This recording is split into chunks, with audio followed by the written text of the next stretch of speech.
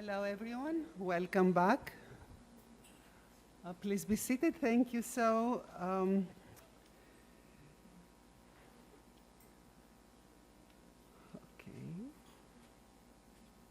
Okay, so this is session 3. That's what I was looking for. This is session 3. Thanks to Helen Kizenga for being the rapporteur, taking the notes. And we have the speakers that you see here at the stage with me and also on Zoom. So we will, I guess we will start with the Zoom presentation. How am I looking at the? Oh, no, I said, sorry. Why do I have that? Okay, sorry. Apologies. Okay, we will start with Aleta Ininguez from the University of Philippines, and she will talk us about SUSTAIN project, Philippines pilot sites. So this session will really give you a flavor of some of the already started implementation of GlobalCoast at sites that were well established. Please go ahead. Hello, good afternoon, everyone. Thank you very much for this opportunity. This is very exciting for us. So I just want to share this newly funded project that will start maybe in a month or two, and also some ongoing ones already that we're integrating with to come up with a more holistic Philippine ocean observation and for essentially coastal resource management. And there's two titles here because the original title that's funded is the one that's on top. It's called SUSTAIN. It's a very long title. But then apparently when we applied for the UN Ocean Decade Project, you needed to have only a certain number of characters. So that got shortened up a lot. Also, I want to note that I am just one of many people that are working on this. One of my colleagues, I'm very happy that Dr. Charina Repolio is also here, so she's also with us on this project. So the Philippines, it's an archipelagic country, very much reliant on its marine resources, very rich in the resources as well, but around more than 60% of its, I think it's already 120 million population are in the coastal area, and key activities for the coastal zone or the ocean are the coastal and marine tourism and also the fisheries and aquaculture sectors. But a lot of these riches are in peril, so a lot of stressors, local and of course global. Very much we have issues with overharvest of the fisheries, still with the sewage concerns. We are unfortunately considered one of the top countries for plastic pollution. We have a lot of sedimentation issues and unregulated coastal development. And of course, we're one of the most vulnerable countries in the world for climate change, including the impact of storms. So all of those, but then unfortunately, we have very limited still infrastructure and the ocean observation modeling tools and capacity in order to help address these multitudes of problems. So this project, and we're trying to build on past efforts and really to develop both the technological and importantly the socio-ecological capacity for ocean observation and modeling, and how to use these to understand and manage our coastal ecosystem threats, and to make sure these are fit for purpose and have a co-design approach. And this project has 3 components, which I'll briefly go through in the next slides. So this is the overall framework for the project. Essentially, you have, of course, the ocean observation component, where we're trying to put in also the low-cost sensors and also have a way to gather information on biological or chemical threats, because we have a lot of issues with harmful algal blooms that threaten the fisheries. And then also using more on the community and citizen science aspect to enhance ocean observation, and use these to develop, of course, maps and models for risks, assessment and resource management, But one of the crucial aspect here are the partnerships. So we have already, we're already in talks and discussion with the stakeholders from the local government units to the communities in order to make sure that there is buy-in and that these will be used in specific applications that they deem as what they need for the particular sites, whether it's spatial planning or water quality or hazards or fisheries. So the first component is focused on the observation and modeling aspect, the technologies. I'm not going to go into all of these because I don't think I have that much time, but essentially the idea is to put in those at least initial observation systems and water quality monitoring systems and develop the models and enhance technical capacity. And so we've started developing already a low-cost sensor called the PAW-QMS. And then we've also have some initial models, but then for these particular sites, that's what we want to build on, and especially more on the biogeochemical aspect. And then we have an existing rudimentary information infrastructure system that we would want to develop based on the inputs from CoastPredict and the GlobalCoast experiment. And then, of course, very importantly, capacity building for the technical aspects. The second component is focused more on the assessing risks from toxins and biological chemical threats because from harmful algal blooms.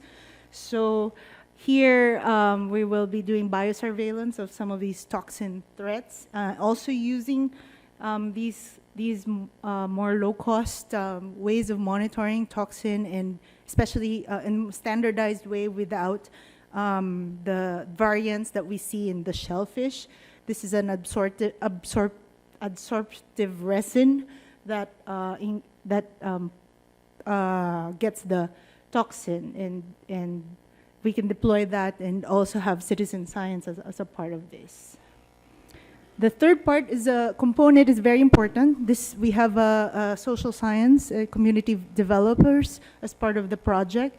So they are the ones who are mobilizing the community to have community-based risk knowledge building to contribute to effective risk management of coastal threats through the process of community scientists. So essentially, the approach here is to engage and also have a dialogue with them in terms of what they know, and also an exchange of information, and also training and capacity development for them, and to have participatory risk assessments and participatory monitoring, and so they can also plan on how they would sustain these monitoring and what they can do in terms of contribution to coastal resource management. So, of course, these tie in together with the other components to assess what are the key issues that need to be addressed and how they can be addressed in ways or platforms that are meaningful for the communities and the stakeholders. So, as of course, we're part of the GlobalCoast pilot sites. So there's actually 3 sites in the Philippines. Mostly in the more north and one in the middle portion of the country.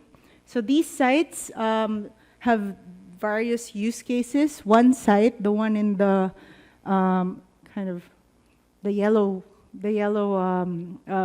marker, it's Pagbilao in Tayabas Bay, Quezon. That's more of a mariculture fishery area, has a water quality monitoring, water quality concerns and harmful algal bloom concerns. While Puerto Galera area, which is the reddish marker, that's the one within the Verde Island Passage, which is a biodiversity hotspot in the globe. And a concern there is on the conservation of the coral reef or benthic ecosystems, and there are potential for extreme events like bleaching. So apart from that was the sustain, the new program that will start in a few months and will run for about 3 years. Um, Other ongoing projects that we're harnessing as part of the Global Coast is the current ongoing one called the Visayan Sea Model for Operational Oceanography. So that's the third pilot site that's in the middle of the country, and that's being led by other colleagues of ours, and to create a high-resolution model, and the focus there is more on the fisheries and the productivity in fisheries. And we've actually started linking up already with the with the CFCC and to operationalize or to start up Surf Nemo, and that's running now initially, and they're actually going on a cruise next month for this. And then the other project that's ongoing that we're also involved overall for this is the Philippine Ocean Monitoring and Prediction System, or POMPS. Essentially, this is we're collecting developing and deploying more instrumentation in various sites in the Philippines, and also to help develop the models for various hazards and concerns. And so overall, the vision for the Philippines, that's not just mine, of course. This is from many different people, is to have the ocean observation modeling and services system, combining the efforts from all these different projects, and in alignment with what we hope with CoastPredict and the Global Coast. Just a few words, I guess, on moving onwards with Global Coast and CoastPredict. We do hope that there would be more capacity building and co-development in the observation and modeling tools adapted to local needs and resources. That there's a development and sharing of co-design frameworks and approaches, and that we could pilot the innovative technologies and best practices for observation modeling and stakeholder in these pilot sites. So with that, thank you very much for your time and attention. Thank you, Aleta. Wonderful. So many components of Global Coast we were discussing this morning, and fantastic to have such work on islands. Okay, moving on. We have Forecasting the Argentine Sea by Claudia Simonetta online from the Center of Research Del Mar y la Atmósfera.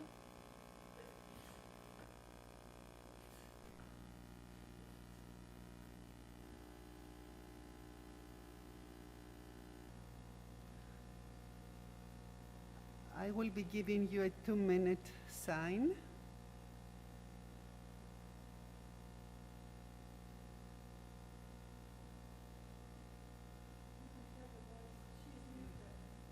Hello, are you listening to me?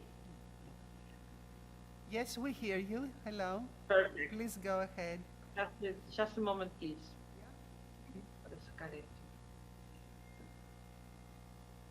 Right.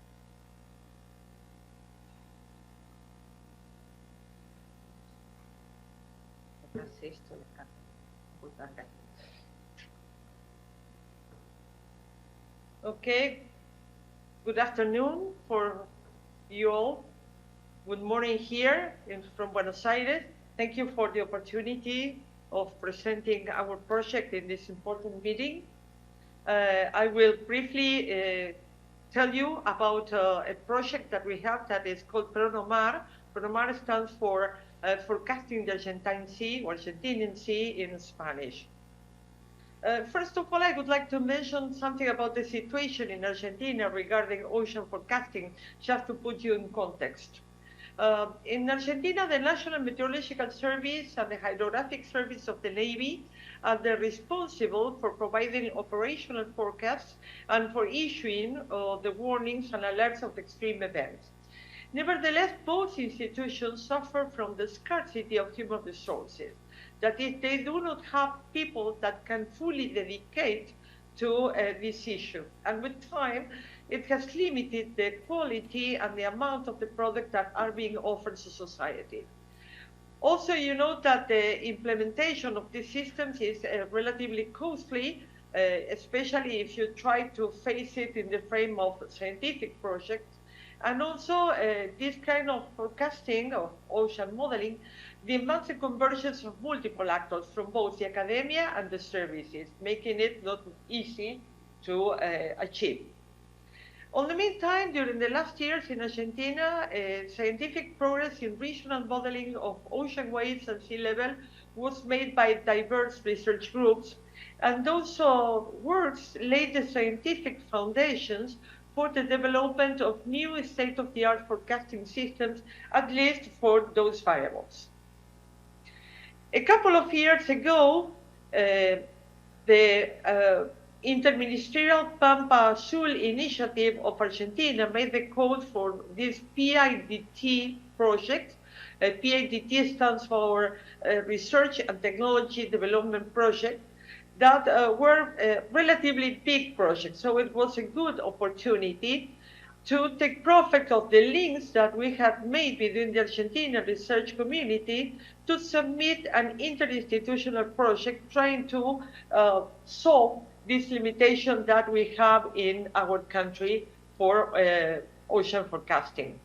The aim of this project is to make a joint work between institutions to form a network of science, technology, and innovation organizations to develop, implement, support, and above all, to give continuity to a state-of-the-art operational forecasting system in co-production with the National Meteorological Service. About 15 researchers and a number of technicians are participating in this project. You can see them in this picture. So as the organization they belong to, many of them are members of my institute, which is the French-Argentinian Institute for the Study of Climate and its Impacts, the Center for Marine and Atmospheric Research, the Hydrographic Service of the Navy, and the National Meteorological Service. But we have other partners from the National Institute for Water, from the Faculty of Engineering of the University of Buenos Aires, and more recently from the University of Tierra del Fuego, which is located in the southernmost portion of our country. I have no time to fully describe the idea of this project in this short time, but this slide briefly summarizes the main ideas. It is a project of cooperation between academy and services. The idea is to transfer results to society. The idea of the project is to develop forecasts and handcasts and also reanalysis of sea level and waves with very high resolution at the coast and very, very high resolutions at several hot spots from the socioeconomical point of view of our country. The models that we are implementing are at the state of the art, including multiple nesting, ensemble forecasting, post-processing of the solutions, and data simulation. We are simulating data of coastal stations and also satellite data. The information that will be produced will be provided to society freely and openly through a web portal that will be developed during the project. The project will also concentrate on the promotion of scientific development and training of human resources and ocean forecasting. And finally, we plan to work with the multiple users to motivate the use of the new tools and induce, co-produce with them an analysis and service of future needs. The idea is to establish partnerships for future developments. So you can see that Pronomar is a research and transference project oriented to sustainable development. The information that we will produce will aid to solve a wide range of problems and to promote the sustainable development of the Argentinian Southwestern Atlantic continental marine coast. The project was built also thinking in the future. Pronomar development should be the basis for a future project to implement a regional baroclinic model. And you know that the availability of applications of this kind will open in turn the door to a number of additional applications, for instance, related to productivity and fisheries. This project got the endorsement of the Decade of the Ocean Science for Sustainable Development in the frame of CoastPredict. in recognition that the project will play a central role in supporting the decade mission to catalyze transformative science solutions for sustainable development. In this sense, we are getting involved in GlobalCoast experiment in the frame of CoastPredict by making our region one of the pilot sites of the global coastal ocean experiment. In this sense, the region that we are proposing is the one around the city of Buenos Aires in the Rio de la Plata estuary, which is the most populated and the most important from the socio-economical point of view. It's a region that is inhabited for more than 20 million people. This work is offering opportunities. On one sense, we think that future developments will not be possible without a framework of international collaboration, such as those provided by programs like CoastPredict. And this is particularly important for us in what regards capacity building, especially the formation of human resources, which is the main limitation that we have in Argentina.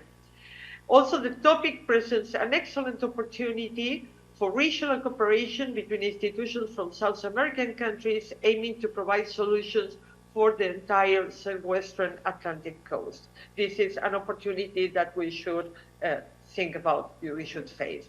So thank you very much for listening.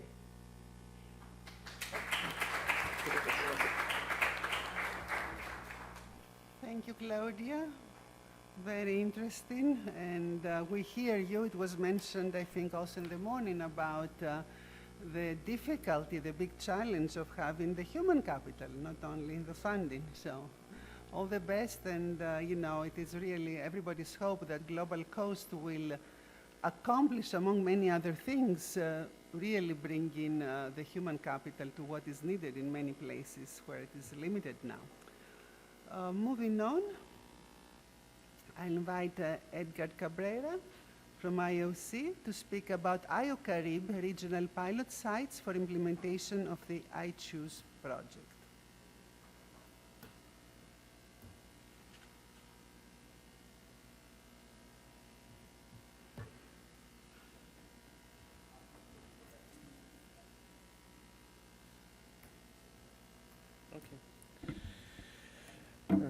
Thank you very much, Chair, and gracias mille to the organizer. Gracias to have us here in this unique venue on the Universidad Politécnica de Cataluña and all the legacy that you have in coastal matters.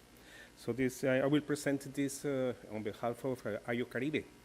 For those that are not familiar, IOCARIBE is the subcommission for the IOC of UNESCO in the Caribbean, and is based in Cartagena, in Colombia, and has 41 years already the existing in serving the members. That is, the IOCARIBE members are coming from, originally from the Caribbean, wider Caribbean, and now they expand to start from Brazil, let's say Brazil, Caribbean, and the Gulf of Mexico. Here you see that appears another acronym or other definition. It's the tropical Americas of the Caribbean. And this is because in the ocean decade, they expand the coverage of this region to the tropical Americas. So that means that it's not only the Caribbean part, but the Pacific associated parts, so across Panama, Colombia, Panama, Costa Rica, and other countries under Mexico. So this is the third time that I address this meeting, and that recall me that this is the third time that I come as a backup. So I will present this on behalf of Lona Innis, that is the coordinator. And but I had the chance and the fortune to present to you, and I was in some sense the messenger between our region to the CoastPredict management and bring CoastPredict to our region.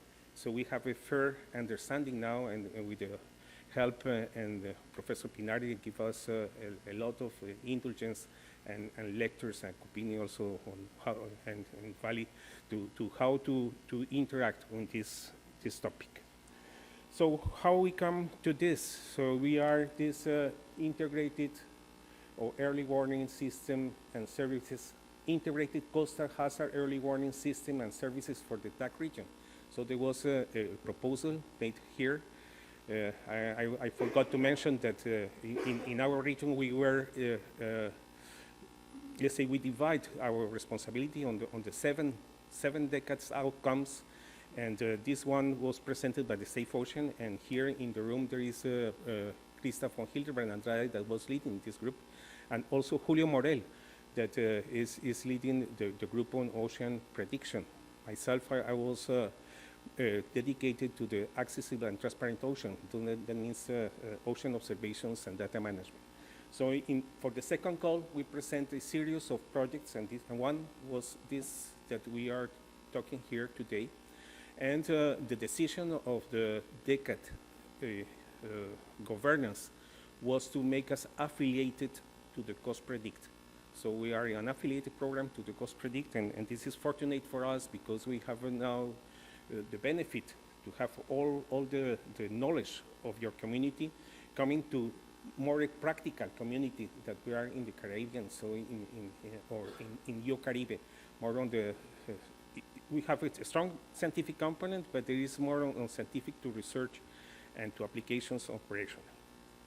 So this just to let you know what are the different projects that were endorsed in this second call, but that still more is steady on until now. So this Safe Ocean group that I mentioned, it was led by Krista von Hildebrand, the person that is back to here, and there is a papers that were condensate all the spirit of this working group that gave us. This was let's say the members of the country, and this was let's say with Elba Escobar and other person that they submit this paper on what is the co-design and how they achieved this. You may recall this picture. So this is a silo, our trail in the sea lake that we say we need to work together and not in silos. So there was an inspiring picture that was taken by this Safe Ocean group, and then was retaken by the Disaster Risk Reduction Unit and the UN, and as a portrait to what we need to work together. On the prioritization of the hazards that the group called in this series of workshops, there was seven workshops associated to these outcomes, and in this one, they indicated what are the top 7 hazards that are present or of interest or recurrent in the region. So you see the sea level rise, sargassum, tsunami. At that time there was the COVID-19, the wastewater, hurricanes, and oil spills. So you see, you may that this is consistent with what Nadia presented this morning. So what were the objectives of the project? So you see that this is an evidence on impact-based integrated coastal hazard system and services, how we want to have a risk knowledge and understanding of this warning, dissemination, communication. Really, the message is that for the user, for the stakeholders, for the decision makers, they need really to have a single point of entrance to understanding, and not a series of dashboards where to consult. So this is why we are integrated or proposed to integrate the system to enhance the resilience on coastal hazard and to address the threat, direct, cascading impacts, cultural, political, etc., on requirements of the most vulnerable. So really, we go to the last mile and try to provide support. This is the main purpose. So this let's say this how we are at this moment. So the Yo-Caribe is the lead agency. That means that it's leading, but they are not the ones that are implemented. For this, we really need to work together with other agencies in the region. In the Caribbean, it's a lot of agencies that are located or with responsibility. We have on the maritime part, the International Maritime Organization, the International Hydrographic Office, the Disaster Risk Reduction Regional Group, the WMO, the World Meteorological Organization, that they are present. So how will this work is still a matter of discussion. And so in 2022, as mentioned, we were endorsed, and the overreaching elements that we want to achieve is the governance and the capacity development. So the governance, as I mentioned, is how we will work together, and the capacity development is how we will deliver this to the members. So these are just initial actions that were taken. Perhaps the one that I will stop is on the define an initial activity on the blue line.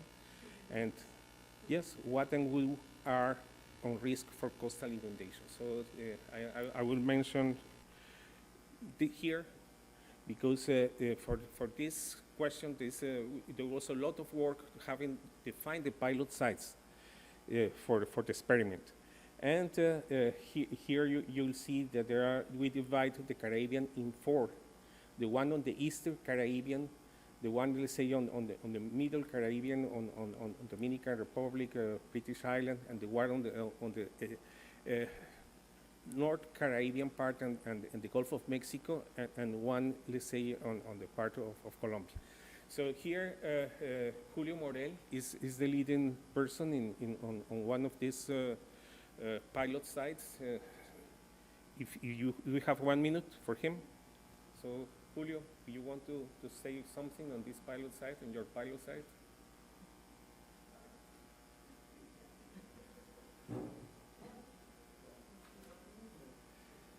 Yes or not? If not, But this is a minute that you are losing. 1 minute.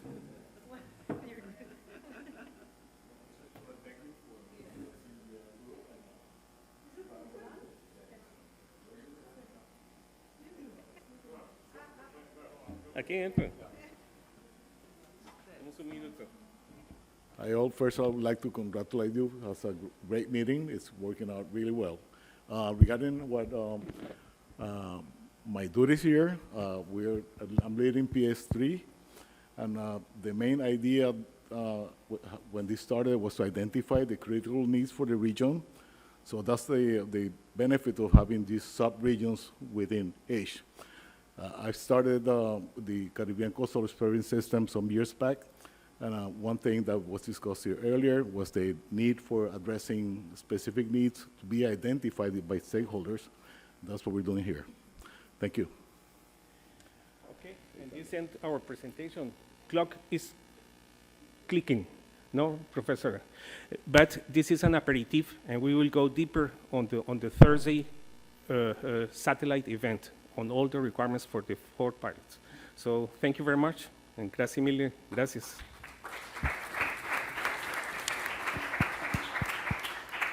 Thank you, Edgar. We are lucky to be able to build upon all the work that Caribe has done, so it's great to collaborate. So our next speaker is Juliette Herpes from the National Research Foundation, and she will talk us about Coastal Observations Lab in a Box, CoLab. Hi, thanks. So I don't know how many of you were there last year, so some of you may be familiar with CoLab, so I'm not going to go into, I'll give a bit of an overview. But what's really important to note is that it's a growing organization. The names aren't all listed up there. So there's 2 things really to note about the people that are involved in CoLab. One is that we're generally academics, and so it's kind of like herding sheep, trying to make this something more formal. It's a lot of people with great ideas, and really, I just want to say that's why we got endorsed with CoastPredict and started working with Nadia and Giovanni and their team, and they're actually able to herd cats, and it's been a really great learning experience, and I think without being part of this, we wouldn't have progressed as much as we have, so really thank you to you and your team for helping with that. We're also affiliated with Ocean Best Practices. I know Jay is here, and so we have CoLab, which is the kind of actual observing part, but hand in hand with this, we have the best practices needed to take these observations and to make sure that they're shared with all the teams we're working with. So ultimately, CoLab came about. We know that there's observations being done in the global oceans, but there are so many coastal countries that it's totally unobtainable for them to do oceanography. And also, really, why should they do oceanography? They're not interested in offshore oceanography, even though it might impact them. You know, they're interested solely in coastal. So there's no point going and taking ships and gliders. It's not working off their strengths. So we really wanted to work with looking at coastal observations and how best we can do that from a low-cost perspective. And I've put this quote up here because I think what we always have to bear in mind is really, why are we doing what we're doing?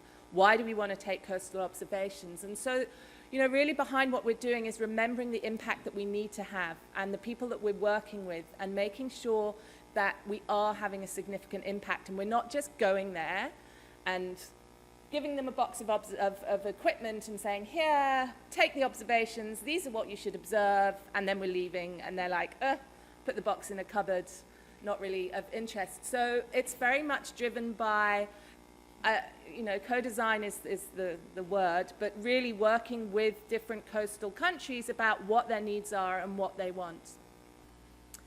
So Coastal Observation Lab in a box, it's really about low-cost, old-school instruments, and also about, you know, teaching people that low-cost, old-school instruments take good observations. You don't need really expensive instrumentation to take good quality observations. And it's also modular. So I'll whiz through things a little bit, but the idea is that it's completely modular with a lot of different options, so it's really fit for purpose for your needs and your budget. And I think what's really important to mention about keeping the budget low is that the only way we're going to get sustained coastal observations run by countries is if they buy the equipment. So we're not giving CoLab equipment away. People have to come to the table and buy it, and the only way they can buy it is if it's affordable. And by making them buy it and invest in it, that's then going to, you know, they're going to have interest in making sure that it's sustained. So, you know, we'll run camps and we'll maybe give one lot of equipment to the people hosting the camp, but we want the governments, we want the institutes to buy the equipment themselves, to pick the equipment and to commit to taking these observations. So that's why for us it's so important that it is low cost. So it's low cost, it's portable. So the idea is that it can be moved about in boxes. You don't need a lab. You need minimal infrastructure so that it can be done off fishing boats or kayaks. It can be tailored to what you have available. You know, if you have a small research vessel available, then scale it up.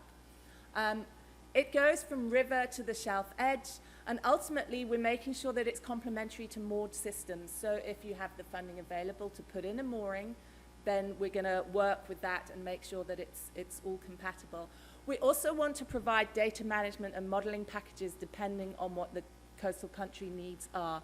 And, you know, we talked a little about this before, but making sure that the instrumentation is easily calibrated, you know, so it's not like you have to send your instrument off to America or Europe to get it calibrated. It can be done regionally. So within Africa, we want to develop regional hubs for calibration, and also offering in-person training and online support. So really one of the main founders of CoLab is Greg Cowie, but he's not here, so I'm doing the presentation. And he actually he's carried out the concept. He's been doing it for years with grad students in different countries. So this is an example of where he's been doing it in Mexico and also in the Western Indian margin. You know, we are working with collaborators in India who have something like this running as well. So just to whiz through, you know, the kind of equipment that we're looking at. So very basic equipment that I said can be put out from a kayak or a small fishing vessel. Importantly, we're looking at how we can create these equipment. So we're looking at really open source equipment, and it's amazing how this field has grown in the past couple of years. So really working with all the different people. These are some of the different types of equipment for the physical oceanography, looking at different buoys and drifting buoys and how we can best make them. Looking at the biogeochemistry, again, there shouldn't be a lab needed, you just need a fresh water supply and some desk space. And one of the things we're really quite excited about is working with 3D printers and how we can use this within low-cost sensor development, but also in terms of training people about using 3D printers. So again, not just doing the 3D printing for them, but if there's this capacity for that, actually training them on using 3D printers. And then also with biological oceanography. So there's a whole suite of instrumentation depending on what you want to do. It's portable, no formal lab required, no formal research vessel, and there's a lot of throughput. I'm not going to talk so much to the data, but we are working with people to try and ensure that the data is easily uploadable, downloadable, and that it fits within global services. And also, I won't talk so much about the modeling, but we want to look at relocatable modeling. At the moment, we're working with C-Lab, but it might be that we need to look at that. But again, that's really dependent on the country's needs and their capacity. The Ocean Best Practices training, so there's going to be all the protocols and best practices written out, made available and done through training camps where we're going to be teaching the teacher and working with Ocean Teacher for that. So the current status and the short-term plans, endorsement through CoastPredict. We had preliminary funding through the Commonwealth Blue Charter Fund and POGO experiment, completion of new instrument development, pilot training and discussion in Mozambique in June 2022, and a collab workshop in Brest. And then thanks to Giovanni and Nadia and their team, we've seen the Europe Horizon Africa project. And then we're going to be doing a pilot collab training camp in Ghana. And I was just going to ask Benjamin if there's, I see my time is, that's my last slide, but I don't know, Benjamin, if you want to just mention the pilot training site.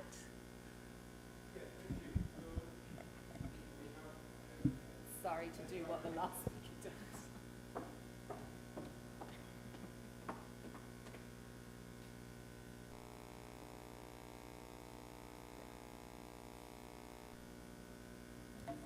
We have identified the prior extraction system as an experimental site. So we are planning sometime this year, we would, with the funding, some funding from POGO, we will initiate this collab training in Ghana. So for now, that's what I can say. So the collab, certainly this year, we would see it started in Ghana. Thank you. Thanks, and we're super excited as our first pilot site, which is going to be that middle slide there. So, thank you. Thanks.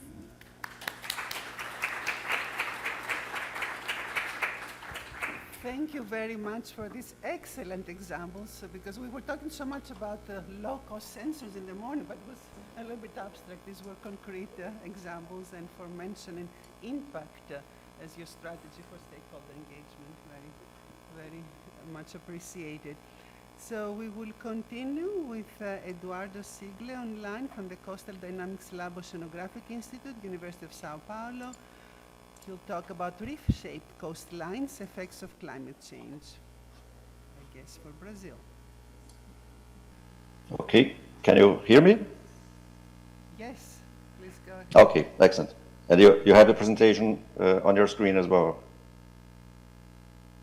Yes, Yes. everything is good, Okay. thanks. Okay. Well, good afternoon, and thanks for the opportunity to present this project that I'm coordinating here at the Oceanographic Institute at the University of Sao Paulo. It is, of course, not only our institution that is involved in this project. We have 9 institutions, partner institutions, that are involved in the development of this proposal. It is a CNPq funded project. CNPq is the Brazilian national funding agency, and it has recently been endorsed. Now in February, it has been endorsed as an Ocean Decade action, which is really nice for us, really interesting. By the Brazilian coastline, we have here the whole coastline is over 8,000 kilometers long. But when we talk about the reef-shaped coastline, we are talking about the tropical northeastern part of the coast, which is more or less here, where I'm showing with the mouse. Some examples of what we mean with reef-shaped coastlines. These are fringing reefs coastal fringing reefs that create shades, shadows in wave attenuation with less wave energy near shore. We have the deposition of sediments, and then we have these coastal projections, which are, of course, sometimes occupied, urbanized, and a lot of people living in these sites. And some examples from this northeastern coast of Brazil. This was, sorry, you can see here the reefs and a big city developed on the coast. Another example, here's the reef and these projections of the coastline. Again, reefs and the projections, and the same here. These are actually some capital cities of northeastern states of Brazil, which are developed on those coastline projections. Then based on the wave climate, we have the reefs attenuation, attenuating the waves, creating these shadow zones, which we see here, for example, in a numerical model of waves propagating near shore. Then we have, based on this, we have less energy on the back, near shore, and deposition of sediments on this area. The northeast of Brazil, the wave climate is mainly, like the dominant waves are from east, with some southern components playing a role as well. For example, how waves attenuate when we look at a cross-shore or even a cross-shelf profile. Here are the bottom plot. We have the topography of this profile, which is indicated here for south of Bahia state, which is in the northeast of Brazil. We can see the topography, a complex topography with the reefs mainly close to the coast, playing an important role in wave dissipation, which is plotted in this middle plot here. We have dissipation of waves, and the colors indicate different sea level conditions simulated, like different sea level scenarios. And not only sea level scenarios, but also if we consider, for example, the erosion of a reef structure, then we have this impact and the same effect as a sea level rise. And of course, this dissipation decreases, the energy dissipation decreases with sea level rise, which means on this upper panel here, that waves increase near shore with the sea level rising. And all this means that we have more wave energy reaching the shore, and of course more wave-induced inundation, coastal inundation, and coastal erosion on the sites that should be, well, nowadays are protected by reefs, reef structures. And this means that if we look at a map, for example, this is northeast of Brazil, a part of northeast of Brazil, the southern state of Bahia. We have related to the current condition, current sea level condition. We have an increase in this color maps, an increase in wave power, that's given in percentage of wave power, and this increase is mainly observed behind those reef structures. Then it is at reef structures, these coastal projections built by reef structures, that will suffer more with coastal erosion and coastal inundation in the near future. And this, we can see this related to the current condition for 0.25 meters, 0.5, 1, 1.5, and 2. And again, not only meaning a 2-meter increase in sea level rise, but also meaning that some of those structures can be removed, can be eroded, since at several sites, reefs are not alive anymore. They are not healthy, and they are being degraded. So the objectives of our project. They're to better understand the hydro and morphodynamic processes in reef-controlled environments, to assess the present coastal processes and coastline response and project future scenarios that cause changes to the coastline and coastal inundation, and mapping reefs and adjacent populations that will be directly affected by such changes. In our study sites here in the northeast of Brazil, we focus the field studies more in Arraial da Ajuda in Bahia State and Tamandaré in Pernambuco. Just zooming into Arraial da Ajuda, and here in Arraial we have this fringing reef very close to the coast, and our field experiment will be conducted in this area. And here in Tamandaré, Pernambuco State, we have some lines of fringing reefs that shape the whole coastline, and we'll focus mainly at this area here with our field experiments.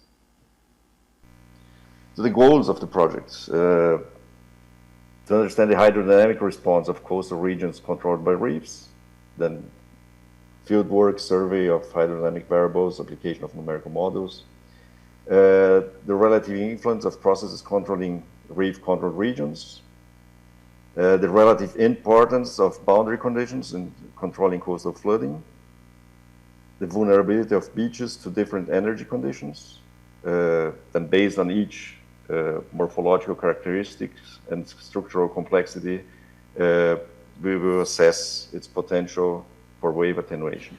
Then not only by the structure, but also by the roughness of this structure, looking at the health conditions of these reefs. The effects of a possible increase in relative... Eduardo, sorry, 2 minutes, please. Yeah, okay. The effects of a possible increase in relative sea level in the studied environments. To assess the predictive capabilities of the applied morphodynamic numerical model. The extension and vulnerability of reef-controlled areas on the tropical coast of Brazil. And to assess the number of inhabitants who can be directly affected by erosion and coastal flooding processes in these areas.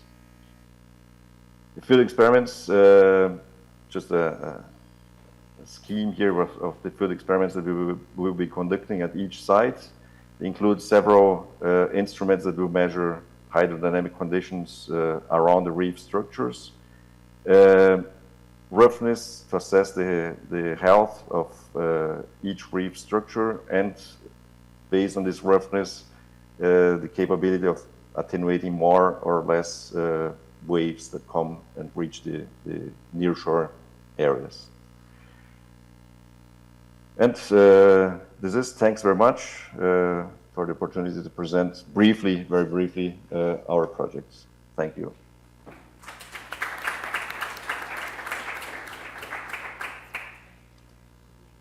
Thank you, Eduardo. Very interesting. Reef environments are so important for so many places in the world. We're moving on with Brian Glazer from Wuhan, okay? Talking about climate data for community action in Hawaii. Please go ahead. Yes. Hello, hi everyone. I'm Brian. Thank you very much for the opportunity to present today. Let's see, are you seeing everything okay? Yes. Looks like it. Okay, I'm Brian Glazer. Put on presentation mode, perhaps?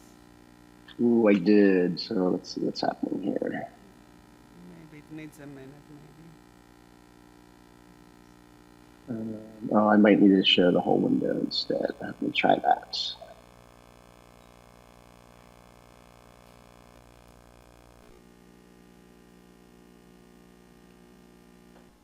Okay, perfect. How's Thank that? you.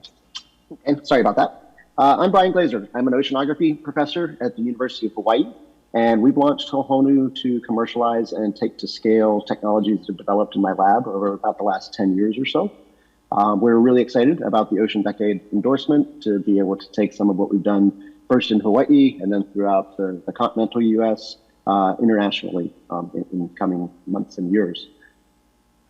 As I mentioned, I'm an oceanography professor at the University of Hawaii. I've been in Hawaii for 20 years. The kinds of things that we do in my lab are always focused on understanding how chemistry and biology and physics work together, and working really closely with engineers to build new sensors and instruments. Much of what Juliet's presentation was saying is really resonating with me as well. We do that all the time, building new things, and usually it's a project by project based kind of solution. What we found in about 2014 to 2017 was that there was a lot of traction for this. And so we put a lot of effort into R&D to make cost-effective tools ready and deployable and reliable for folks who typically didn't have access to that kind of technologies in the coastal zone. We launched Tohonu in 2019. We are a company, but we are public-private in that the University of Hawaii is a partial equity owner in the company. And we also put one of our local Hawaiian native nonprofit restoration groups on the cap table as well to really send a message that ingrained in the DNA of the company is this desire to really democratize access to ocean data in the face of accelerating climate change. In 2021, we came out and did what academics normally do and went after some competitive federal funding. We were awarded a 5-year contract with a division funded by NOAA, the National Oceanographic and Atmospheric Administration in the US. And we've expanded today. We're operating about 120 locations throughout 14 states in the US.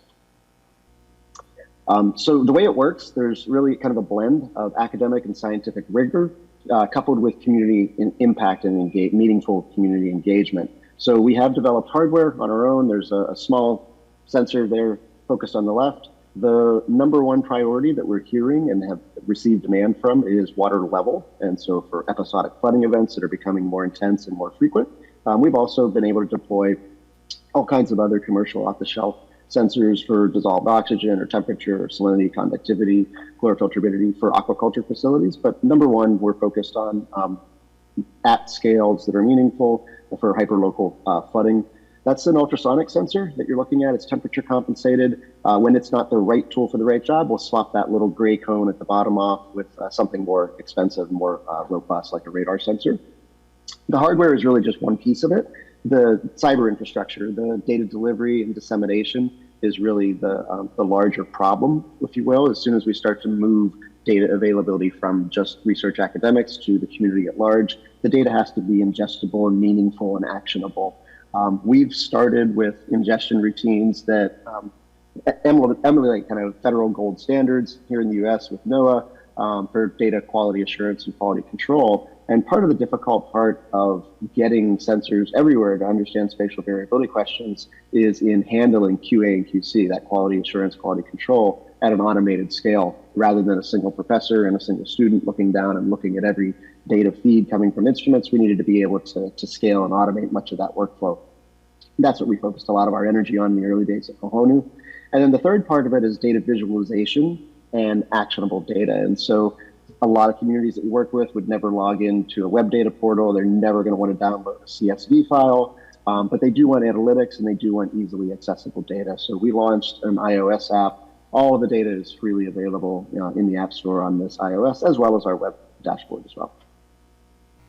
We come at this from an approach where we got our start in Hawaiian fish pond communities. And so if you're not familiar with the Hawaiian fish pond community story, take 10 minutes later and Google it. It's an amazing really story about kind of what used to function as sustainable 400 locations throughout the islands, coastal aquaculture, human-built walls to build estuaries as nurseries, then went into areas of disrepair during colonization, and then have received a resurgence of attention. And it's from both a cultural resilience and an environmental restoration approach.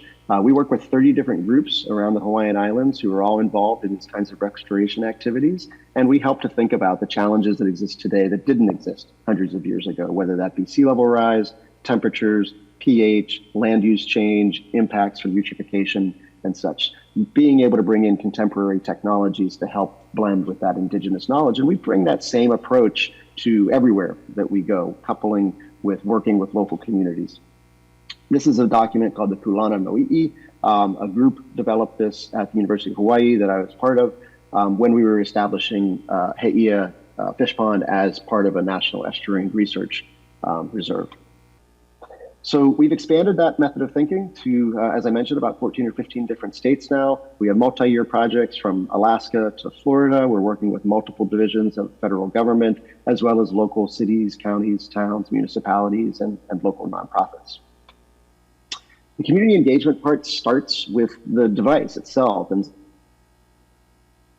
with kind of custodial ownership when communities are able to touch the sensor themselves. So if you're not sending them a $15, $20, or $50,000 package that only trained technicians would use, that unit feels as foreign to a lot of these communities as, say, the Mars rovers, right? They're never going to really see or touch or understand it. When we box up and FedEx second day air a sensor to a new community and they're able to install it themselves with some guidance from us, and then we come through and do the elevation surveys after, there becomes this kind of custodial relationship, and folks are really engaged with the data.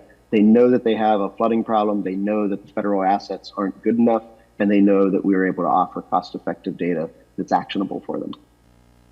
So we've got a wide variety of applications that we've deployed with so far for emergency management services, for marine navigation, infrastructure, flood models, student projects, educational visibility. It's really a whole blend because we've baked into this an academic rigor for the trustworthy data and an accessibility in terms of the data analytics and visualization tools.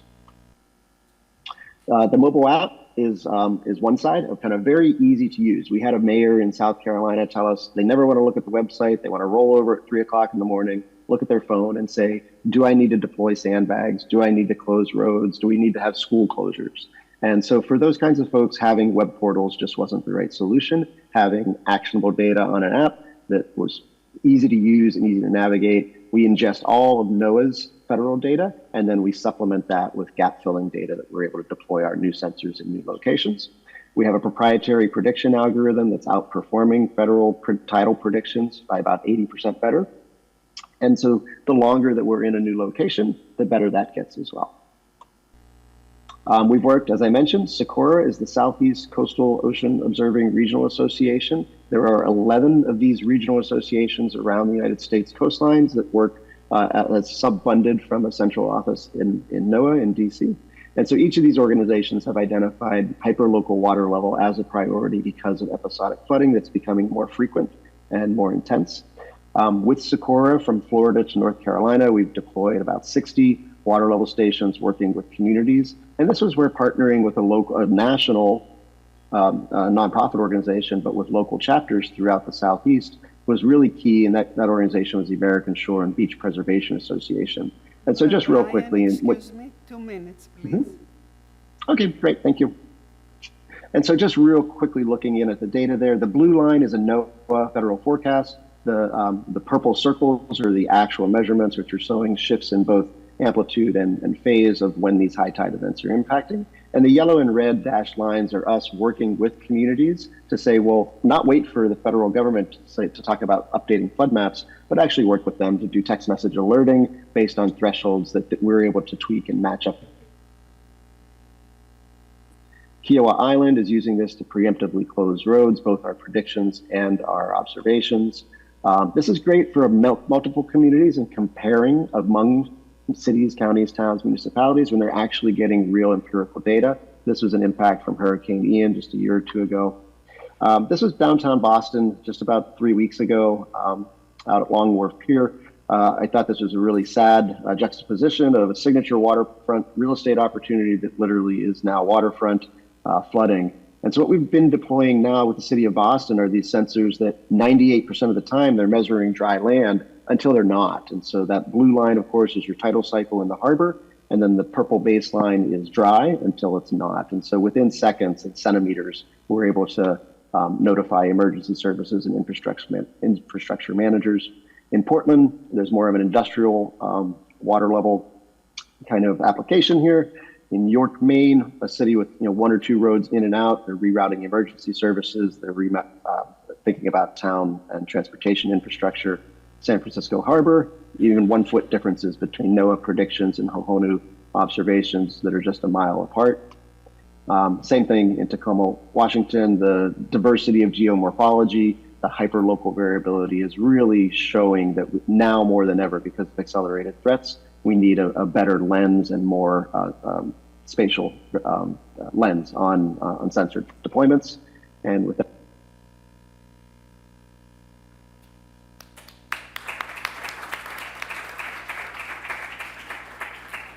Thank you, Brian. Excellent examples, especially for the community engagement, but not only, also the using, the integration of the indigenous knowledge, very important. So thanks to all the speakers, but we ask you to remain here in case there's some questions. The next slide that Mairead will run in a moment is a little bit more practical than the previous one, and in my opinion, it does not promote discussion so much. So what I think I'm going to do is, because I don't really see much of comments in this slide, we'll see. I think we will go kind of a little bit quicker, perhaps, in the Slidos, and then maybe have some discussion on everything from this session and engage our speakers as well. So that's what I propose, at least. We'll see how it goes.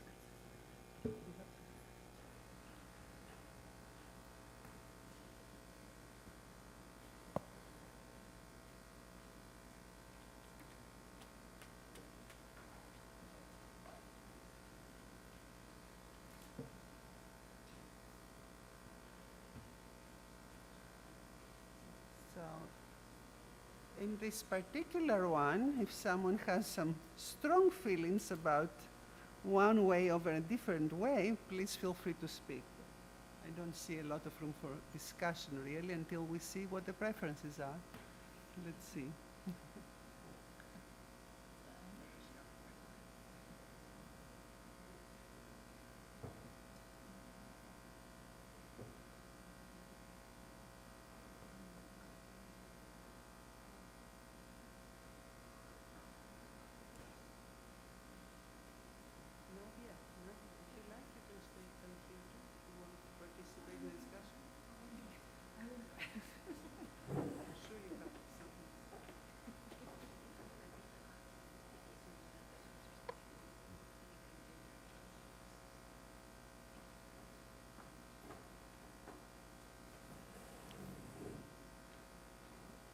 Okay, thank you. As I was saying before, I'm guessing there's not much room for comment, but please, if someone does have a comment, go ahead.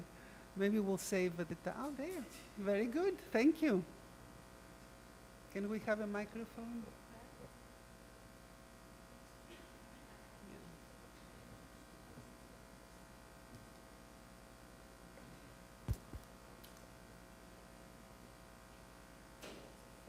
Okay, so sorry, really, I have to speak up, you know. Oh, no, absolutely. I encourage it. I'm No, I think pleasantly it's, surprised.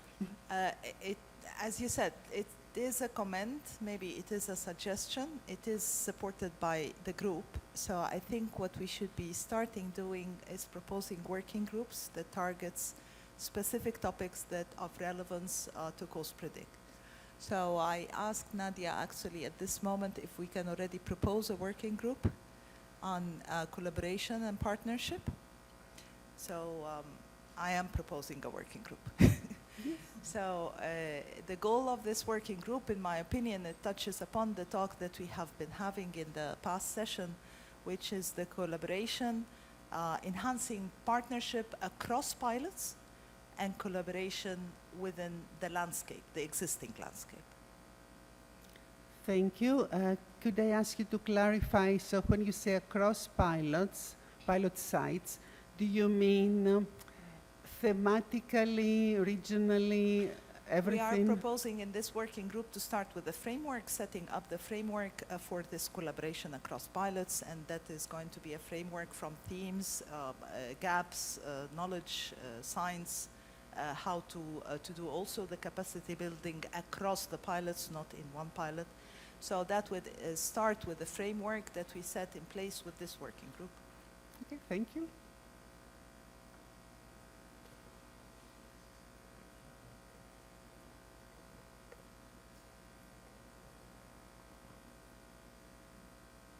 I mean, right, just a quick response off the top of my head. There is no doubt that we will need coordination among the pilot sites. Okay, so one way is what you propose through a working group. Another way might be in a management type of coordination, but but all this we have to see. Thank you. Well, through a management type of coordination, one is working group so those can be different, or one can do all the work on the other. We have to see.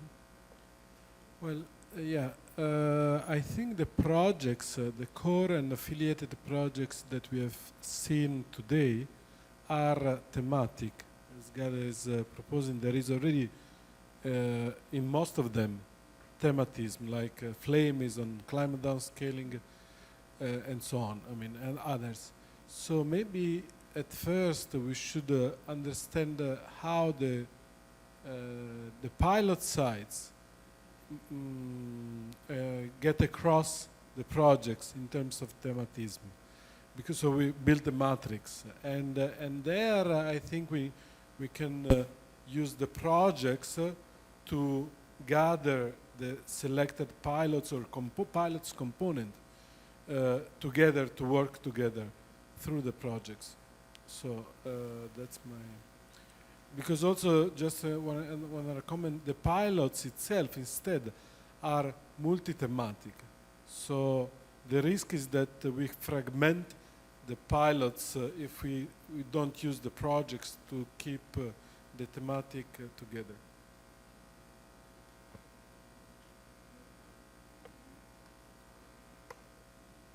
Thank you. Yeah, absolutely. The pilots have to be integrated with the projects, no doubt about that. So obviously, not with all of them. They have to identify the key theme, if you wish, or impact area and what project satisfies that to be integrated. Yeah, please, Jay. I'd like to maybe have a working group that's not so encompassing as it can get its job, it won't get its job done. So maybe a working group like was just suggested here could focus simply on the framework of how the different groups would interact, particularly how they provide data, how they do their measurements, how they do specific things. So each of the pilot sites knows that they have to follow a certain pattern. And so I would suggest that the working group, maybe if you're approving it, be narrowed and focused on a framework for the pilot sites, for the collaboration and for the interoperability of pilot sites.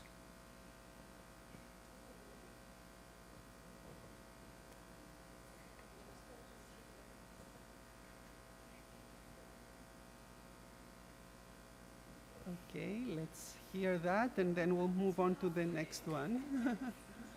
I think I totally appreciate that. It is the framework, setting up the framework for this collaboration and the interoperability within either regions or across pilots in general. And within the framework, then all of the levels of collaboration and partnership will show up, but also enhancing the collaboration with the existing landscape. So then you are really tying up the loose ends and enhancing this trend and strengthening actually across the pilots what should be done, how to do with the experience, the sharing of the experience, dedicated capacity building, etc. But that should be first formulated in the framework towards this. You agree with me? Yes, go ahead. So we are formulating. Yeah, so I hear what you're saying. I think it's a good idea. Vili, there's a question. Can I add a Slido question of, can people raise their hands if they're interested in participating in such a working group? Could we do that? I don't know how useful this is right now, the way, because I'm thinking, for instance, should that be a separate group than having, a group that is like the leaders of the different pilot sites and projects. So I'm not sure if we want to have totally different working groups. But please. very interesting to hear more opinions. Yes, thank you. I think you need a very different levels of working groups because we have 150 groups, pilot sites at the moment, and I'm sure there are going to be more. So we have to think, as you say, probably you need kind of the head of the projects to be a group, and then getting how the interaction is going to be with the rest of the pilot groups, and which part of the pilot groups in which projects want to be. So I think that's kind of the what we have missing now, and it has to be somehow decided by the partners how we want to interact with the different projects or the different parts, so we can generate that second level of group, and so on and so on. Yeah, I agree. This is what I was thinking about the levels, because we already have the project leads as a group, right? That's well established. But then, of course, they have to communicate with the pilot site leaders or regional, you know, depending on how many. You know, if it starts with 2 or 3 pilot sites, it's easy. But if it is 100, so you know, there's the different level. But I think we had Terry and then Emma, or Emma and Terry. Fine. So I agree with the last speaker. I thought that was a good comment, because I think it's a structure that people need to kind of also get together and decide themselves. On the task or sort of additional groups, I think maybe coming out of that dialogue there might be conversations where there's something that needs to be worked on. Setting up many more new long-term things that will exist for the whole of the project, maybe that's more difficult, but maybe there are topics where people need to get together for a bit in a task team, work that out for CoastPredict, work out a piece of the puzzle, and then give the recommendations as to how things move forward. So maybe there is a space for, you know, short-term gettings together to work on a sort of a topic, and, you know, to concentrate on solving something, and then bring those recommendations back as to how to integrate it more. Yeah, that would be a role of a task team that will be dismantled afterwards. A working group will go through the project. Emma and I work quite well together. I think that task team that she just mentioned could potentially be one on the data management or data structure. So I'm DCO lead for ocean observing, and one of my tasks is to try and help the community ocean observing create or be the input to an effective digital ecosystem. So metadata standards, etc. And I've seen that many, many times up here. But one of the task team focus areas could be on data structure, data management. Thank you. Let's have a last word from Nadia, and then we move on. Excellent discussion, but we have a few more to cover. Yeah. So, first of all, let me say that I think that the projects that are now affiliated, not to be, to have something essential, they're bringing expert teams to CoastPredict. And I think CoastPredict will offer to them the GlobalCoast pilots. And so we should know from the projects what is their interest to interact with the pilots. So we need to get some kind of survey, quick survey that says to our pure projects, what is if they have interest. The projects that we have now, the affiliated projects, are innovative. They have, and the core, they have innovative technologies. I'm sure that the sea level sensors that we just saw, they could be applied many other regions. And if there is a storm surge impact area, we would like to get that project to try their sensors in a pilot. So we need to map the pilot on the projects if they want to contribute. That will serve to produce the funding activity that we need to undertake this year. So this year we are busy to try to fund as much as possible the pilot sites' priority areas with the concept of the infrastructure and the concept of the minimum viable product, which now will become our leading concept. So that's one. Then the other one is, and I agree, we need to have, there are some topics that require expertise and task team for a short time to give general indications. Okay, it's called working group. Here we call it working group, but maybe it's better to call it a task team. And so one of the task team could be the one on data management, as it was suggested by Terry, or something that is more on how to build the partnerships. Let's see what the people would like to offer, okay? So if we get these 2 or 3 ideas on paper and then we consult with the community after the meeting and see who would like to participate, then we'll see.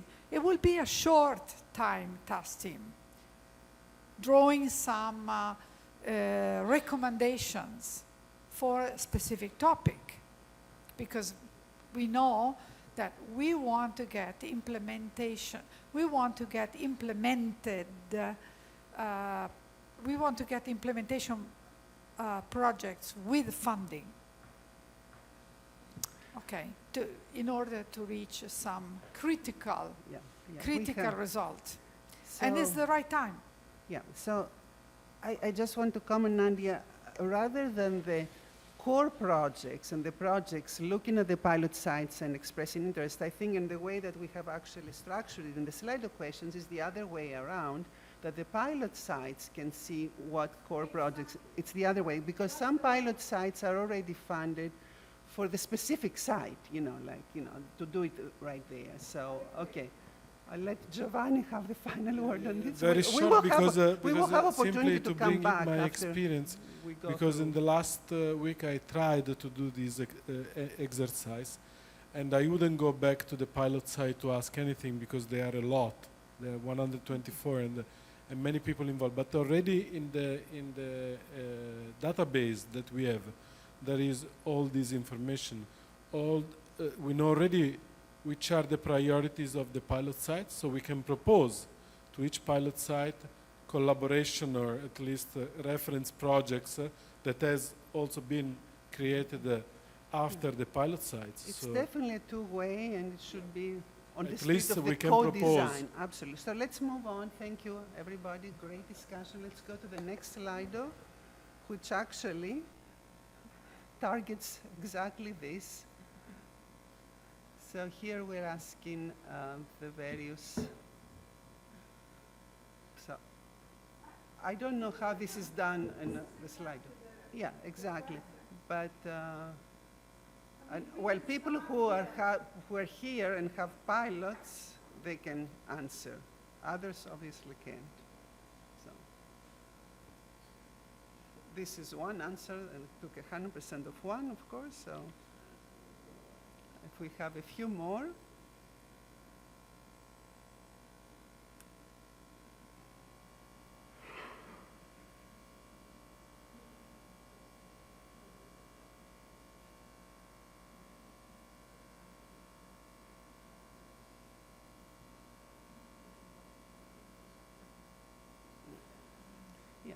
Yeah, this is just a little sample, as Nadia kindly reminded me that, we just showcased a few projects, right? We have a lot more. So this is just to get, to me, this is a little bit of an exercise to bring the concept of how one can think, how to reflect on the different projects that are available.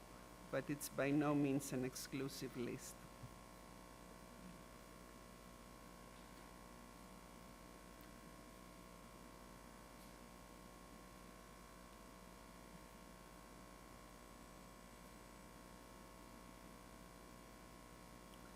mean, if there is any comment on how to facilitate what I really want to see as a two-way communication between pilot sites and projects, I'll take a couple of comments. I think we already discussed this.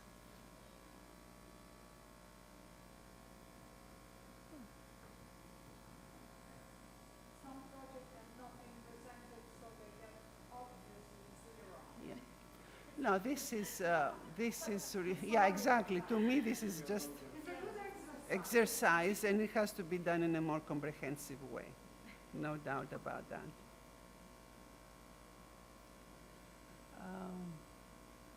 I think I will move on. As I said, these questions are a little bit practical, not very much promoting. Okay, so to which...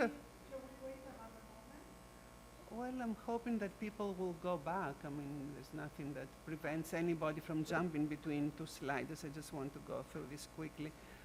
So how can you or your project contribute to the advancement of science and technology in the GlobalCoast pilot site? So this is really, I can promote some discussion.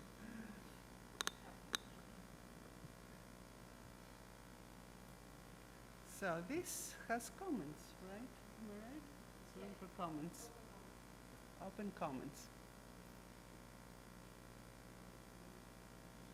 So, I mean, this looks like very specific, somebody to talk about their own project, but I think, and I encourage you to comment, even if, how would you frame that anyway, even if it is not your particular project?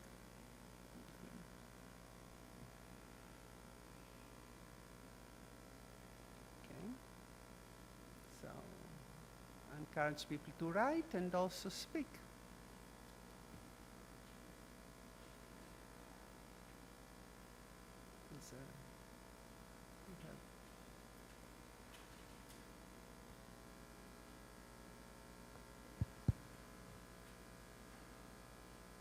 Yeah, thank you. See you, Coast. Thank you. Guessing that's Mary online.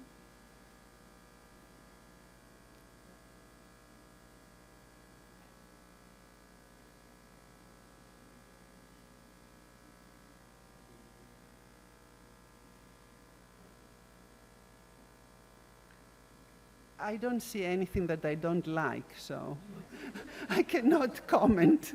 I like everything. So, but if anybody else has a brilliant comment, please go ahead. I cannot come up with any.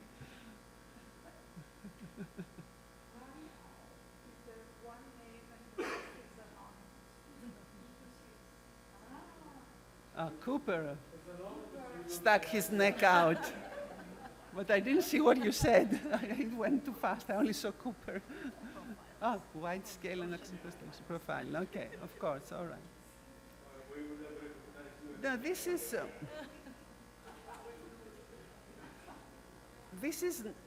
a different one, is the indigenous knowledge by involving ECOPS. Of course, you know, ECOPS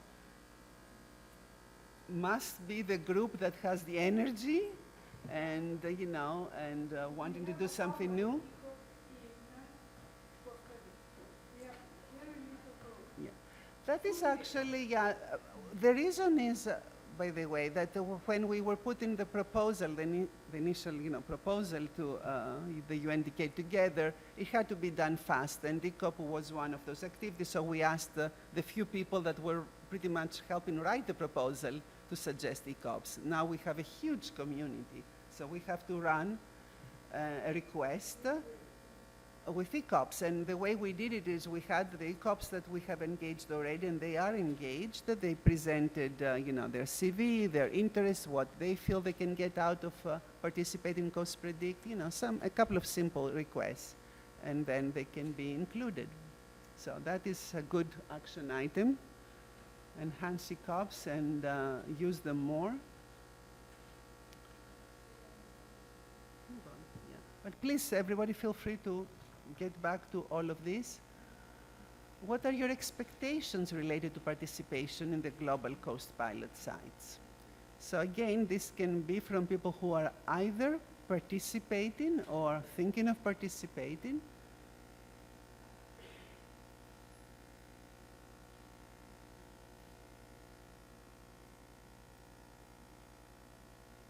Anybody who has comments from the floor while we are receiving other written comments?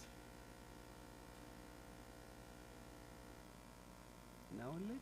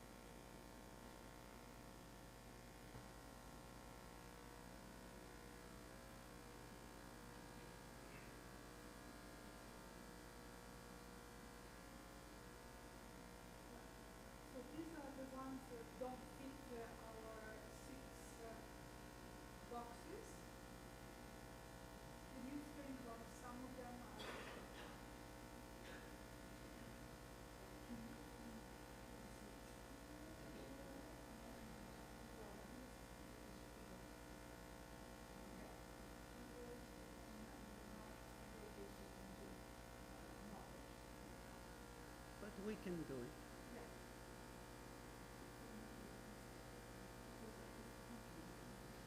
Yeah, what Nadia is pointing out is like we had boxes, knowledge sites, but when people write comments, I guess if they have a lot of words, they're not categorized, but we can do that, or use AI to do it. So, but they fall under those categories, it seems, anyway.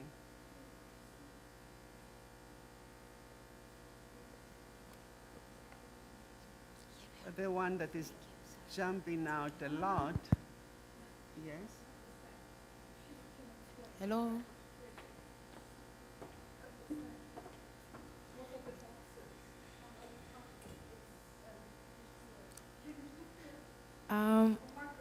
Hello? Please, I have a question. So presently we are working on the United Nations Ocean Decade, and we know how long it's spanning, like 2021 to 2030. And we are very particular about data. If we are talking about CoastPredict, GlobalCoast, pilot sites, and all that, I've seen presentations that talks about data tracking. I don't know what the state of Africa is, because these are one of the continents that has no data. Reasons why most projects that are carried out end up failing. If we look at the water sectors, the dams that are constructed, they end up failing because there's no track record on which kind of activities are carried out around that area for posterity. And we look at weather, we look at climate change, it is hitting us this bad because of data. So when the decade comes to an end, what can be the state of these vulnerable continents, like Africa in particular? Thank you, it's my concern.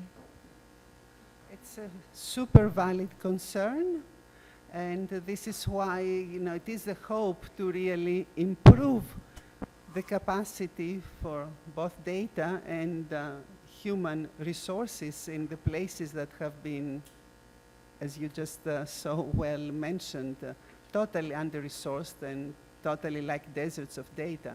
So that is a hope, and there is an effort to build pilot sites in this area. We actually have from various places in Africa. And that would be a huge contribution if that situation gets reversed.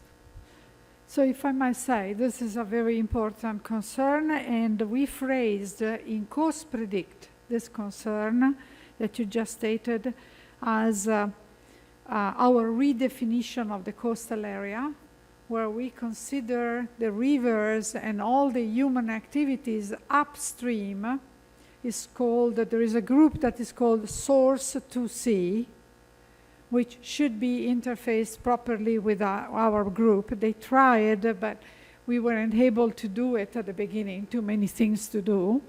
But now, if this is the concern, which I totally agree, I think we should phrase this in the CoastPredict context is making a project that will look for source to sea issues.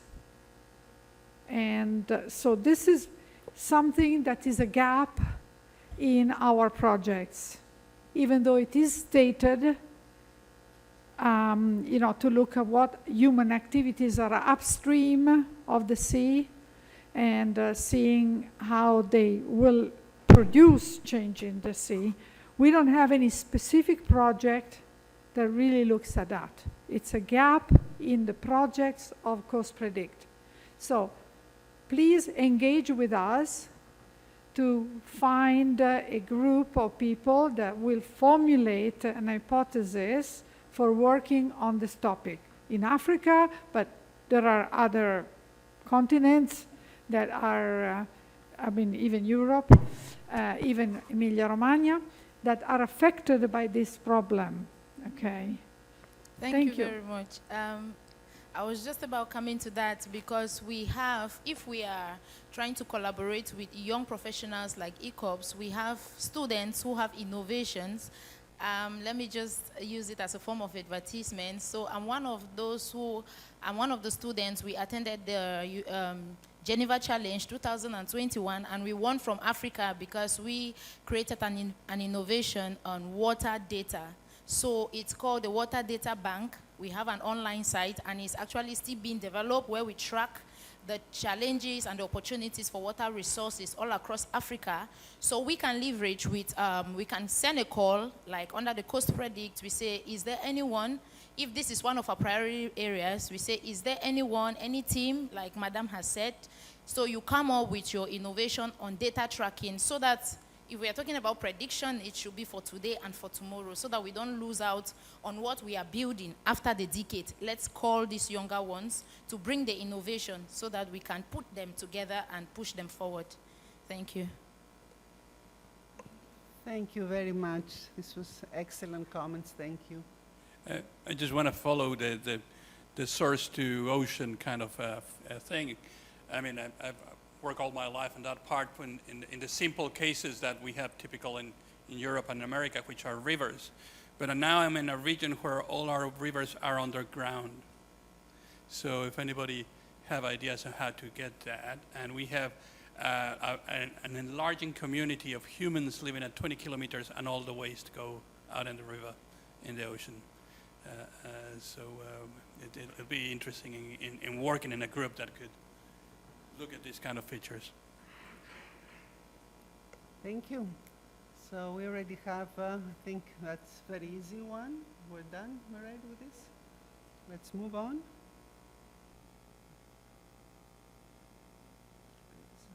Well, we just had an example of ICOP, of fantastic ICOP work.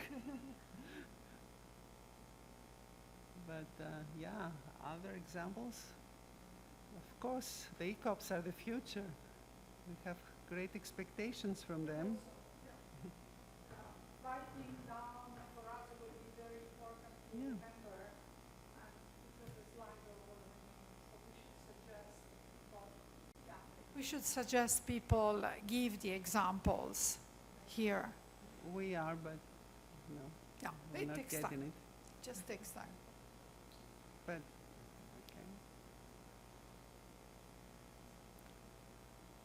well, I think we will let people go back and write an example at their leisure. later today, let's say. So let's go to the next one.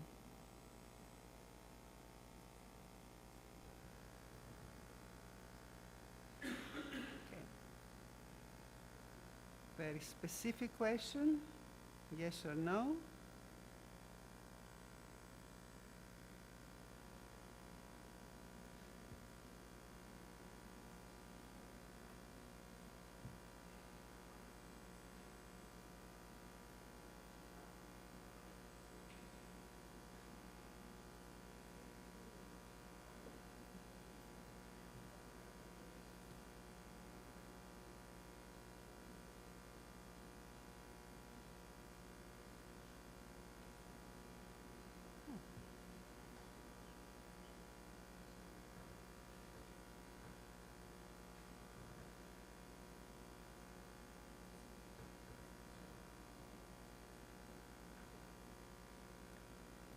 Well, if there are any, this would be the time for any comments about computing cloud platform. We're following up asking if not, why not?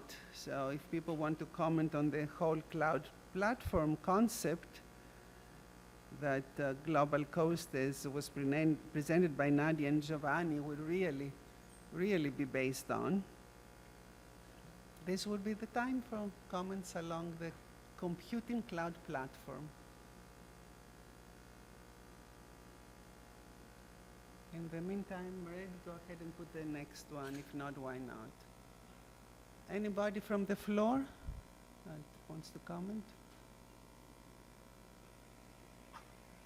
I'm seeing that Magak Adele has a comment that they would like to make on African data. I'm not sure if they might be unable to unmute, though. I can. Yeah, please Thank go you. ahead. Okay. Thank you very much, and it's nice to see all of you.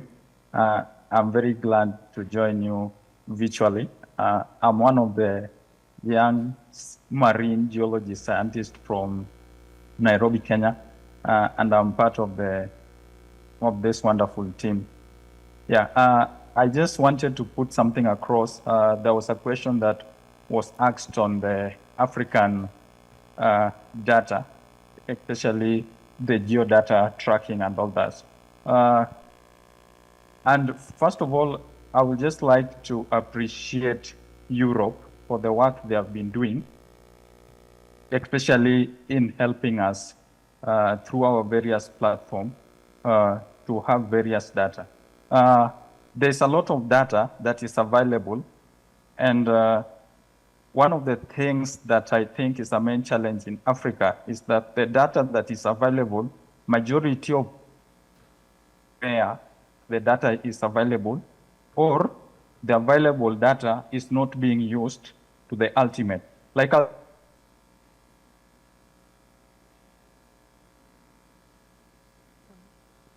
to the African geoportal, there's a lot of data that is available, just geospatial tool. There's even learning center, especially on how you can use the data. Through S3 has a lot of data, especially regarding biodiversity and even the coastal areas. Also, if you go to the Biopama, there's a platform called Biopama, and they have done a lot of publication with the Regional Center for Mapping, the RCMRD, and you find that there's a lot of data that is available, and even the tools, and even how they can be used. And you find that most of this platform, the main challenge that I think most of people may have is that they are not aware of this platform. And also you find that, yes, we cannot have all the data at once or everything at once. But I find that if African scientists, if we can make good use of these data platforms, then it will solve most of our problems in research. Because let's say if you talk about the biopharma itself, then you can find the data even of your own country. Like, their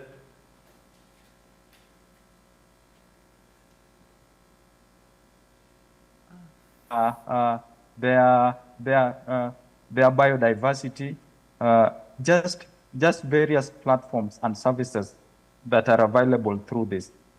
And I think maybe I'll share a link to these platforms, but I'm thoroughly convinced that that the main challenge that African researchers may have is not getting used or not being exposed to these platforms.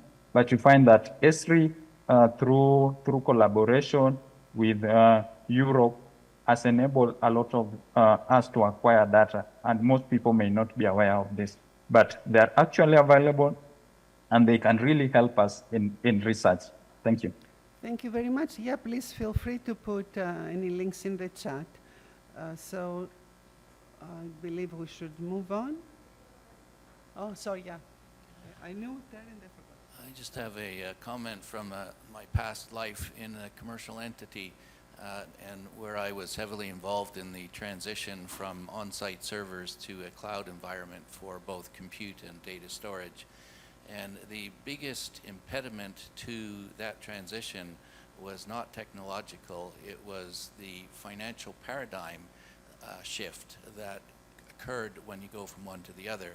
And it goes to that top comment there. Buying and maintaining a server is a CapEx, so you spend money up front to buy it, and then it's there. You use it. It's kind of free because you're not paying anymore. Whereas when you use the cloud, you pay as you go. You pay per terabyte, you pay per compute node, etc. So it's a different financial paradigm regime, and transitioning from one to the other proved to be the biggest impediment in making that transition. So for this community, that needs to be taken into account as well.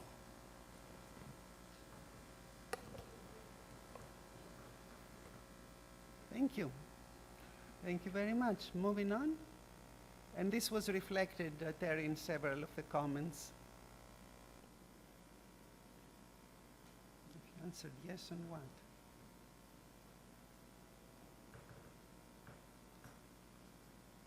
Oh. Okay, so I guess it is yes for having already a cloud platform. And we are asking for the project and the reference person. We'll give it a moment. There were several yeses, so we hope that we get some projects and names, or not.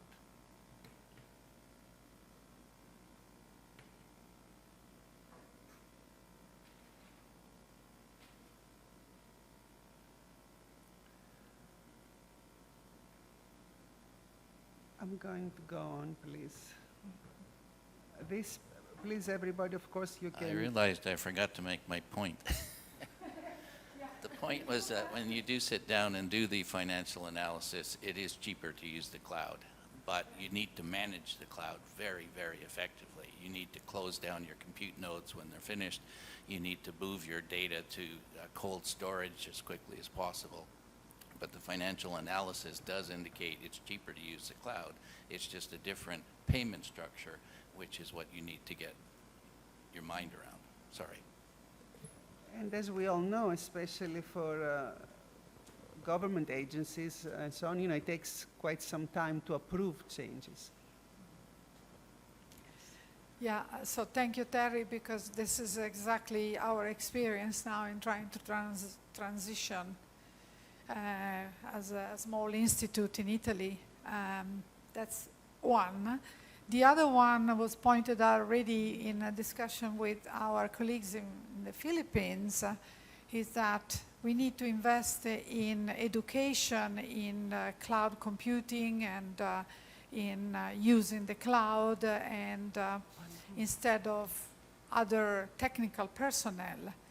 Sometimes you feel there are limitations in the cloud computing, but really not, is that the technical personnel requires training too, to work on the cloud.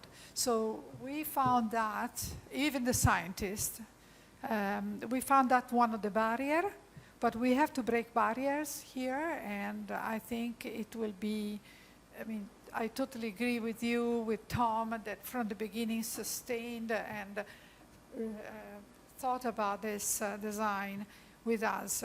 That is a way to go. Thank you. Thank you, everyone. So we have moved to another question that lists the focus areas, which Nadia presented in the morning. And I raise my hand. Just a question. yeah, can you repeat, please? This is Jérôme Benveniste. I have a quick comment about the cloud. Sure, please go ahead.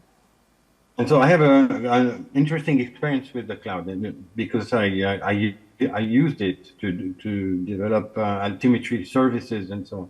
The thing is that people don't know the cost of computing, and when you use the cloud, then you have an invoice. When you use the university computer, or you use a network for which you have no control on the cost, you know, how much people are working on it, how much people are maintaining it, how much electricity, how much air conditioning, and so on.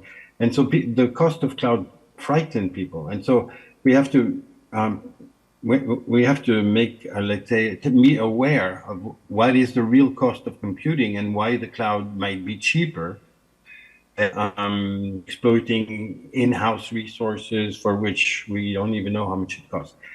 And this was difficult to convince people to use the cloud, and in my system that was producing altimetry data. Then there was an offer from the European Commission called OCRE, as an Open Cloud Research Environment for Earth Observation, and they were offering grants of 200,000 euro. And so people said, wow, that's a lot of money. But no, we could just process the whole Atlantic Ocean with the altimetry emissions of ESA with that money.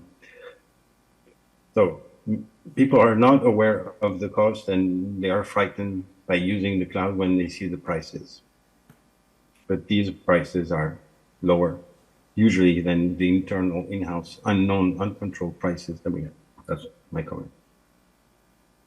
Thank you.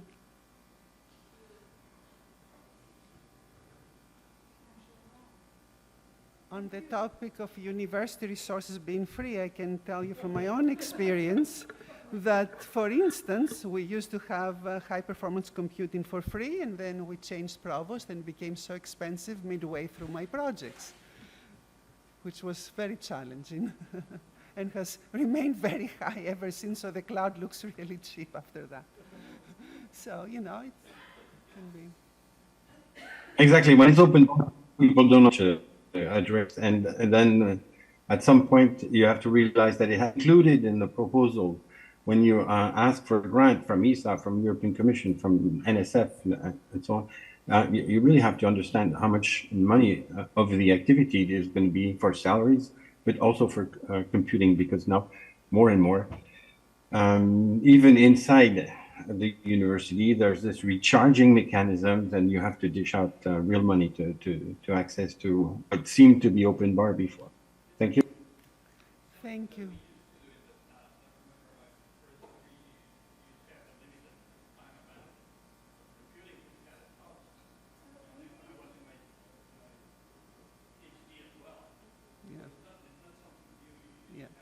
I know. No, we're going to close this. You don't need to run the mic. Thank you. Yeah, we all have stories. Okay, I think we need to move on. Yes, please, because we want to close this and go for the coffee break. So, oh. That appeared out of place.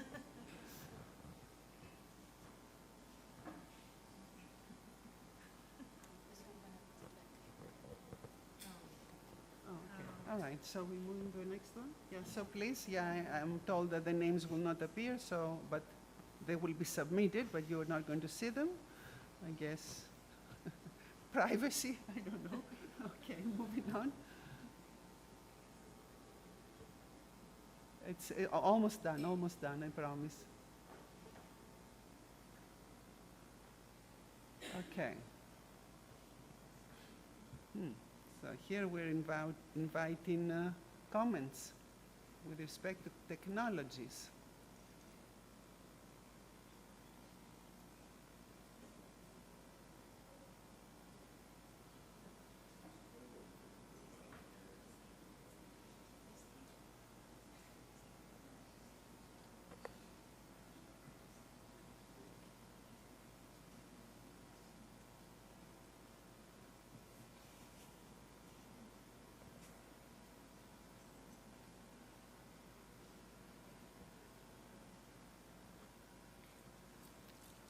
Anybody from the floor with respect with technologies? I don't know if this, I don't understand how this is coming.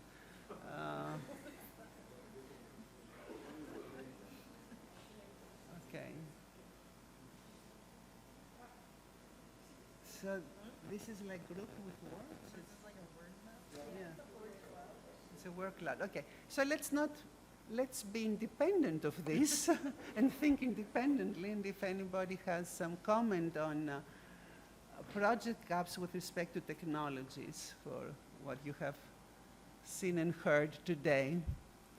Are we missing something big that is essential for what we're trying to accomplish? We threw a lot at you, so it's a lot. Okay, oh, I see now. All right, data. Okay.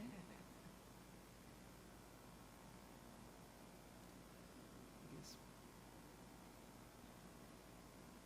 Okay, we'll give this a few more seconds.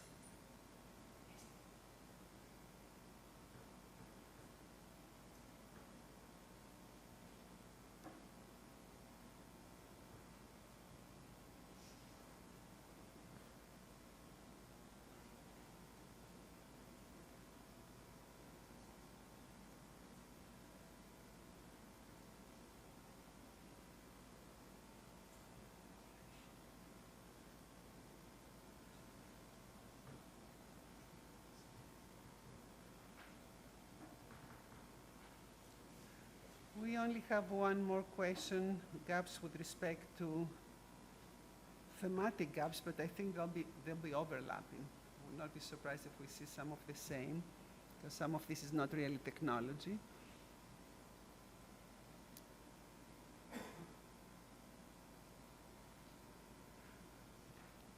I will grab the one that I want to make a comment on, the socio-ecological impact.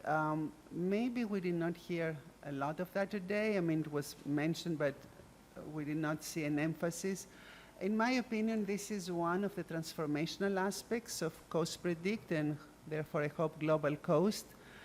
It is difficult, not much has been done, and this is why we're not seeing a lot, but it's definitely in our thinking, and personally for me of great interest, and have done a little bit just starting, but I strongly believe that's extremely important, especially when we're talking about really doing science for society. I mean, that's the way to go, and I think that we will try to do a lot in that direction.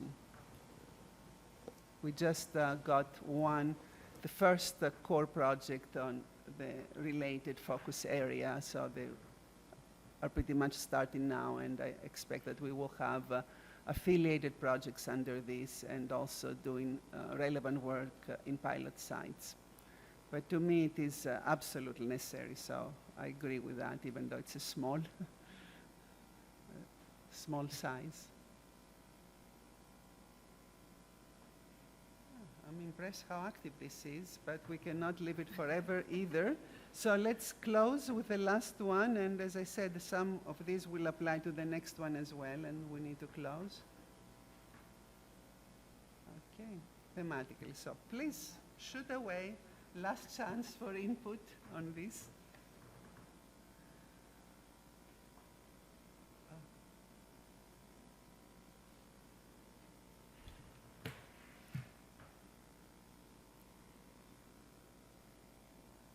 My guess is that it was excluded. I mean, it could have been just one question about gaps only, because they are, there's social oceanography. I love that term. I don't think I have heard it before, social oceanography. I love it. I use urban oceanography because you know, people live in, but they don't all live in urban areas, so.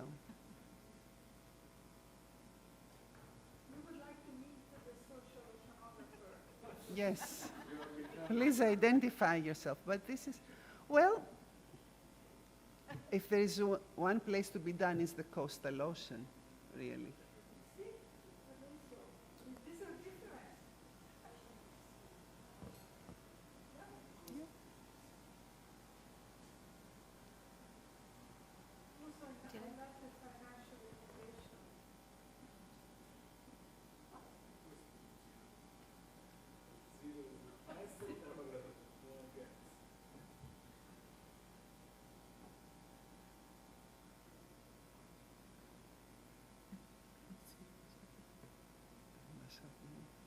Marine anthropology, the background that I'm missing, and that there are courses in many places.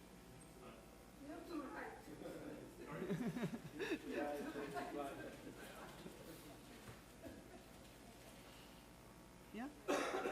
Well, thank you very much. Thanks again, all the speakers, and thanks to. And thank you to this very dynamic audience that gave so many answers to this Slido question. So the next one, Giovanni will tell you everything about it, I see here.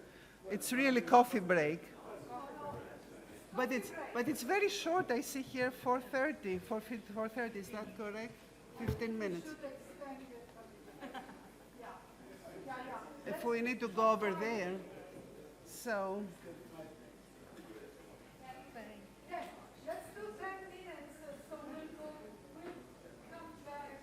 We'll come 4:40, please. back at 4:40. 4:40. So be quick. Grab your coffee, stretch your legs, and come back.